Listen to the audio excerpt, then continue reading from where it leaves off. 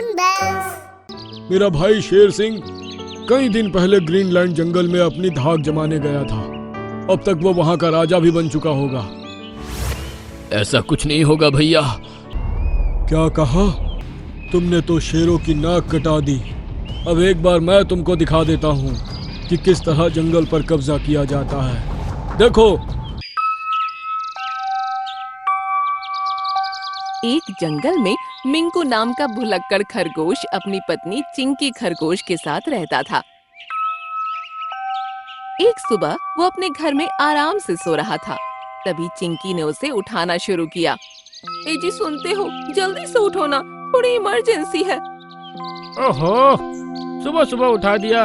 भगवान किसी को भी तुम्हारी जैसी बहन ना दे जो अपने भाई को ठीक से सोने भी नहीं देती। हे भगवान, मैं तुम्हारी बहन नहीं, बीवी हूँ।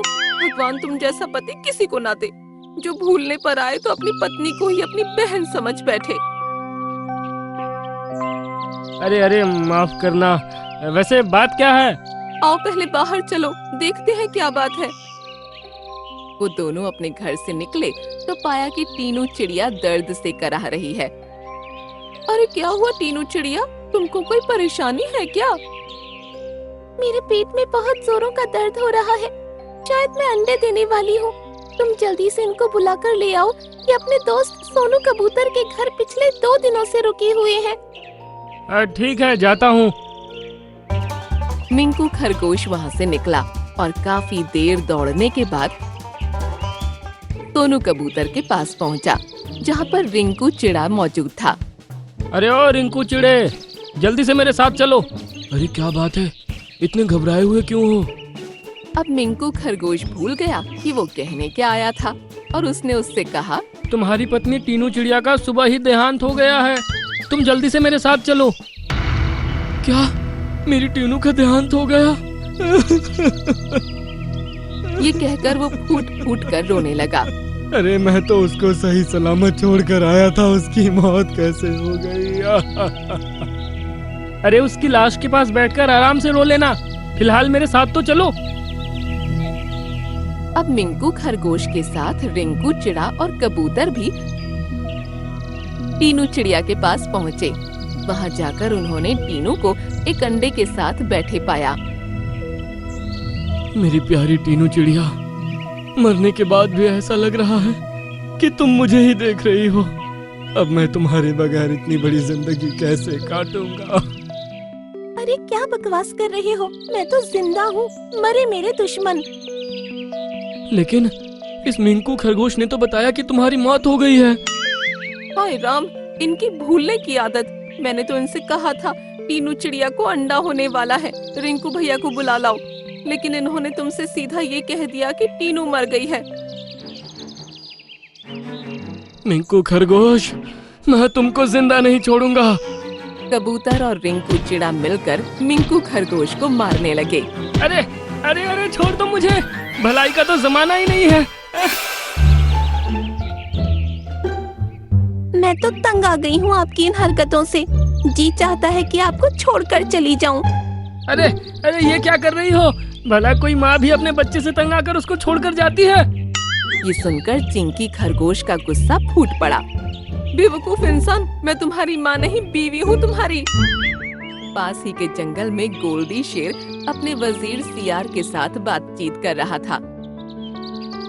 मेरा भाई शेर सिंह कई दिन पहले ग्रीनलैंड जंगल में अपनी धाक जमाने गया था। अब तक वो वहाँ का राजा भी बन चुका होगा। ऐसा कुछ नहीं होगा भैया। सामने से आवाज आई तो उसने देखा शेर सिंह बहुत ही बुरी हालत में उसके पास आ रहा है। अरे अरे, क्या हुआ तुमको? तुम तो जंगल जीतने गए थे, ये क्या हुलिया लेकर वापस आए हो? भैया क्या बताऊं, उनके जंगल में एक मोटा पपीता है और एक जादुई खरगोश।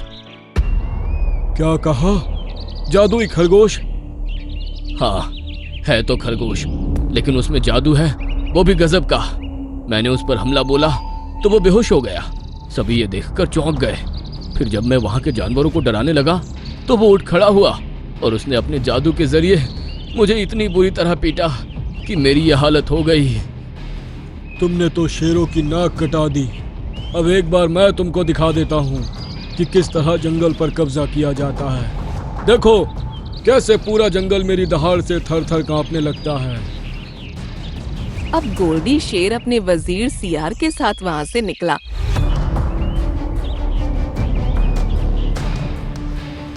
और ब्लू लैंड जंगल पहुँचा। उसकी दहाड़ने की आवाज से सभी जानवर डर गए। तुम सभी ध्यान से सुनो, अब इस जंगल पर मेरा राज होगा। चुपचाप मुझे अपना राजा घोषित कर दो, वरना एक एक को खत्म कर दूंगा। जंगल में चारों तरफ हाहाकार मच गया। सभी जानवर उससे मिन्नतें करने लगे कि वो जंगल को छोड़कर चला जाए, लेकिन इन सब से गोल्डी शेर की हिम्मत और ज्यादा बढ़ गई। दोनों कबूतर अब मिंकू खरगोश के पास पहुंचा। गजब हो गया, हमारे जंगल पर गोल्डी शेर ने हमला कर दिया है। हमें उसको ही अपने जंगल का राजा मानना पड़ेगा। अरे ये तो बहुत बुरी खबर है। अरे कुछ नहीं होगा, अगर मेरे होते हुए वो इस जंगल पर राज करने लगा तो ये मेरे लिए डूब मरने वाली बात होगी। क्या हो गया आपको? अब कौन सा दौरा पड़ गया? तुम्हारी इतनी हिम्मत कि एक खरगोश होकर शेर को ललकारती हो। अरे बाप रे, आप शेर नहीं खरगोश हैं। बेवकूफ खरगोश, मैं एक शेर हूँ और अब मैं अपने जंगल को बचाने जा रहा हूँ। खरगोश भूल गया कि वो खरगोश है और खुद को शेर समझकर गोल्डी शेर के सामने जाकर खड़ा हो गया। उसको इस तरह खड़ा देखकर गोल्डी के साथ सभी जानवर भी हैरान रह गए। अरे वो बाहर से आए हुए शेर, मैं इस जंगल का राजा हूँ। चल जल्दी से यहाँ से निकल जा, वरना तेरी बोटी बोटी कर दूंगा। इतने बड़े बड़े जानवरों के होते हुए एक पिद्दी सा खरगोश मेरे सामने खड़ा है और मुझे यहाँ से जाने के लिए कह रहा है। सरदार, मुझे तो दाल में कुछ काला लग रहा है। इसकी ऐसी की तैसी। गोल्डी शेर ने आगे बढ़कर खरगोश को ऐसा पंजा मारा कि खरगोश दूर जाकर पड़ा और बेहोश हो गया। अब तुझे खत्म कर दूंगा। तभी वहाँ पर शेर सिंह भी आ पहुँचा और बेहोश पड़े खरगोश को देखकर वो चिल्ला उठा। अरे बाप रे, शायद ये वही खरगोश है जिसने मुझे ग्रीनलैंड जंगल से मारकर भगाया था। नहीं, ये तो मेरे एक ही पंजे में बेहोश हो गया। देखो। अरे यही गलती मैंने की थी। ये बेहोश नहीं हुआ, बल्कि नाटक कर रहा है। कुछ ही मिनटों में ये खड़ा हो जाएगा और अपने जादू के जरिए ये हम तीनों की अच्छी सी आरती उतारकर यहाँ से भगा देगा। सरदार, मुझे इसकी बात सही लग रही है। भला बड़े बड़े जानवरों के होते हुए एक खरगोश क्यों इतनी हिम्मत दिखाकर आपके सामने आया? बात तो सही है, एक खरगोश भला इतनी हिम्मत कैसे कर सकता है? तभी मिंकू खरगोश खड़ा हो गया और शेरों को अजीब निगाहों से देखने लगा। हम जा रहे हैं हम, हमें कुछ मत करना। ये कहते ही वो तीनों वहाँ से भाग निकले और सभी जानवर मिंकू खरगोश के सामने आकर खुशी से उछलने कूदने लगे। मिंकू खरगोश, अगर आज तुम नहीं होते तो वो शेर हमारे जंगल का राजा बन जाता। तुम्हारा बहुत बहुत शुक्रिया। अरे मैं एक खरगोश होकर भला कैसे किसी शेर को भगा सकता हूँ? आप भूल गए थे कि आप एक खरगोश हो और अपने आप को शेर समझकर उस शेर से भिड़ गए थे, जिसकी वजह से वो हमारे जंगल को छोड़कर भाग गया। क्या ऐसा हुआ था? अब मिंकू खरगोश भी सभी जानवरों के साथ मिलकर जोर जोर से हंसने लगा और जंगल का माहौल खुशनुमा हो गया।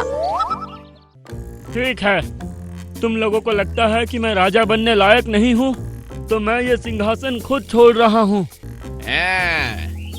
आखिरकार तुमको अक्ल आ ही गई सारस। ग्रीनलैंड जंगल के एक इलाके में बहुत सारे पक्षी रहा करते थे। यहाँ का राजा एक सारस था। सभी पक्षी उसकी बहुत इज्जत करते थे और उसकी आज्ञा का पूरी तरह से पालन किया जाता था। उसकी इसी लोकप्रियता से गोल्डी बाज बहुत ज्यादा जलता था। हमारे जंगल के सभी पक्षी एक नंबर के बेवकूफ है। ये तुम क्या कह रहे हो गोल्डी? तो और क्या बोलूं? तुम लोगों ने एक सारस को राजा बना रखा है। पतले पतले पैर, लंबी चोंच, ज्यादा ऊंचा उड़ भी नहीं सकता, ना ही किसी बड़े जानवर से लड़ सकता है।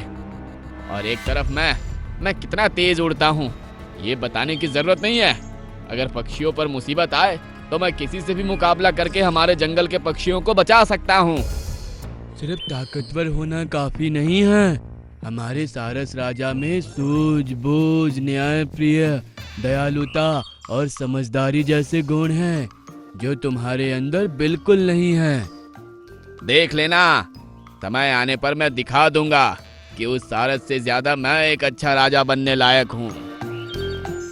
एक शाम मिंकू चिड़ा और उसकी पत्नी टीनू चिड़िया तालाब के किनारे बैठकर पानी पी रहे थे।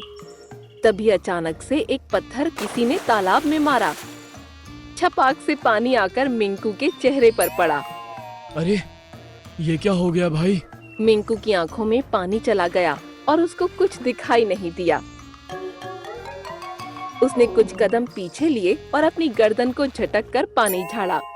जब आंख खुली तो उसने अपने आप को अकेला पाया। अरे ये टीनू कहाँ चली गई? उसने पाया कि जमीन पर एक लेटर पड़ा हुआ था। उसको पढ़ना नहीं आता था, इसलिए वो उस लेटर को लेकर सारस राजा के दरबार में पहुंचा। तुम्हारी बीवी टीनू मेरे पास है और अब मैं उसको खत्म करने वाला हूँ। तुम्हारे पास बस कल शाम तक का समय है। मुझे ढूंढकर मुझसे लड़कर अपनी बीवी को बचा लो, नहीं तो मैं इसको मारकर खा जाऊंगा। कालू सियार। सारस राजा, अब टीनू को मैं कैसे बचाऊंगा? आप कुछ कीजिए। सारस राजा के बोलने से पहले ही गोल्डी बोल पड़ा। तुम फिक्र मत करो, मेरे होते हुए वो टीनू को कुछ नहीं कर सकता। मैं टीनू को सही सलामत वापस लेकर आऊंगा।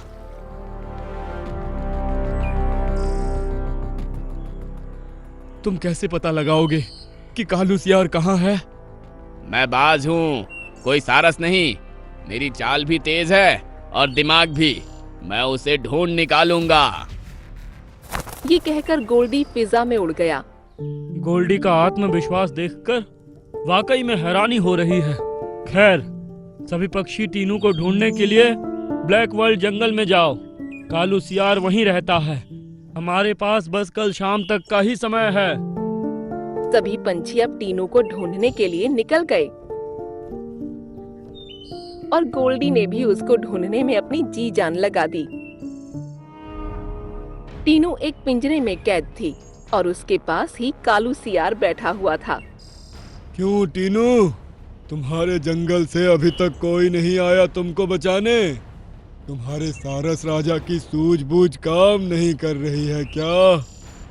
दुष्ट सियार, मुझ जैसी कमजोर छोटी चिड़िया को अगवा करके तुमको आखिर मिलेगा क्या? तभी गोल्डी वहाँ पर आया और सियार के सर पर मंडराने लगा। अरे कौन है ये? दुष्ट सियार, टीनू को छोड़ दे, नहीं तो तेरा बहुत बुरा हाल करूंगा। एक बाज होकर सियार का शिकार करेगा? अच्छा जोक है। ये सुनते ही गोल्डी ने अपनी चोंच से बार बार उसके सर पर हमला किया और अपने पंजों से उसके शरीर पर कई घाव भी दे दिए। ओह, ओह, अरे बाप रे, ये गोल्डी बाज तो बहुत ही खतरनाक है। भागो भागो। सियार वहाँ से भाग निकला और गोल्डी ने टीनू चिड़िया को आजाद किया। दूसरी तरफ सारस राजा परेशान बैठे थे और सभी पक्षी भी जंगल घूमकर वापस आ चुके थे। सारस राजा, हमने पूरा जंगल छान मारा, लेकिन टीनू का कुछ पता नहीं चला। टीनू को अगर कुछ हो गया तो हम अपने आप को कभी माफ नहीं कर पाएंगे। तभी गोल्डी बाज टीनू चिड़िया को अपने साथ लिए हाजिर हुआ। गोल्डी के होते हुए जंगल के किसी पक्षी को कोई नुकसान नहीं हो सकता।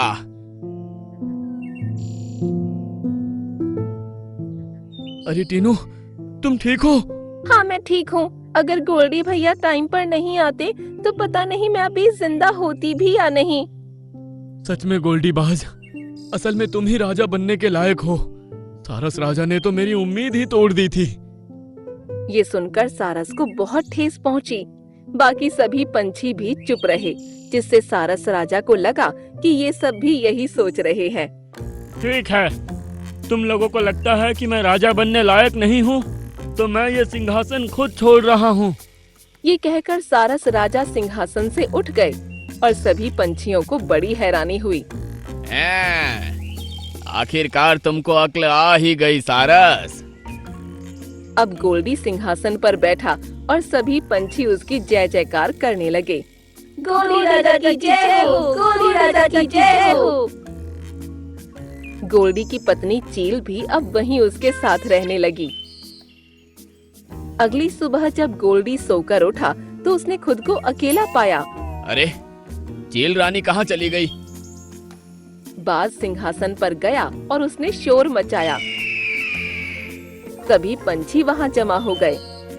सारस ने देखा कि सिंहासन के पास एक लेटर पड़ा हुआ है। यहाँ तो एक लेटर है, मैं इसको पढ़ता हूँ। गोल्डी राजा, गोल्डी बाज, तुमने सियार को पीटकर हमारे जंगल और हमारी बिरादरी का अपमान किया है। अब हमने तुम्हारी बीबी को उठा लिया है। देखते हैं तुम हमें पीटकर इसको कैसे बचाते हो। ब्लैक वर्ल्ड के राजा महाराज सियार। ये सुनकर गोल्डी बहुत ज्यादा टेंशन में आ गया। हैं? पता नहीं मेरी पत्नी चील कहाँ होगी, कैसी होगी, मैं उसको कैसे बचाऊंगा। ये आप क्या कह रहे हैं राजा? आपने कालू सियार से लड़कर मेरी बीवी को बचाया था, आप भला अब क्यों डर रहे हैं? बहुत हुआ, बहुत हुआ, अब मुझसे ये नाटक और नहीं होगा। इस तरह चीखता हुआ वो सिंहासन से उठ गया और सभी पंछी उसकी इस हरकत से हैरान रह गए। हैं? आप ऐसे क्यों चिल्ला रहे हैं बाज राजा? मुझे राजा मत बोलो, मैं इस सिंहासन के लायक नहीं हूँ। कालू सियार मेरा दोस्त है, मैंने उससे कहा था कि अगर वो ऐसा नाटक करे और मुझे राजा बनने में मदद करे तो मैं राजा बनने के बाद उसके लिए रोजाना खाने का इंतजाम किया करूँगा। इसलिए कालू सियार ने मेरे कहने पर ही टीनू को अगवा किया था और झूठी मार खाई थी। लेकिन ये बात अब महाराज सियार को पता चली तो उन्होंने मुझसे लड़ने के लिए सच में मेरी पत्नी को उठा लिया। ये सुनकर सभी पंछी गुस्से से उसको घूरने लगे। तुम्हारे साथ ऐसा ही होना चाहिए था। अब जाओ महाराज सियार से लड़ने, मारो उसको और बचा लो अपनी पत्नी को। हाँ, इसके साथ ऐसा ही होना चाहिए था। इसने पूरे जंगल के पक्षियों को बेवकूफ बनाया है। डरो मत गोल्डी, अब मैं इस जंगल का राजा तो नहीं हूँ, लेकिन मैं तुम्हारी मदद जरूर करूँगा। आओ मेरे साथ। अब सारस गोल्डी के साथ ब्लैक वर्ल्ड जंगल पहुँचा। चील रस्सी से बंधी थी और उसके पास ही महाराज सियार बैठे हुए थे। ओहो, तो तुम आ गए गोल्डी। अब बचा लो अपनी बीवी को, देखते हैं तुम हमें कैसे पीटते हो। महाराज सियार, कालू सियार आपके राजा होने से जलता है। वो आपके जंगल का नाम गंदा करना चाहता था, इसलिए उसने गोल्डी से झूठ मूठ की मार खाई ताकि जंगल की बदनामी हो और आप इसी तरह गुस्से में आकर कोई गलत काम करें। मैं उस कालू सियार को जिंदा नहीं छोड़ूंगा।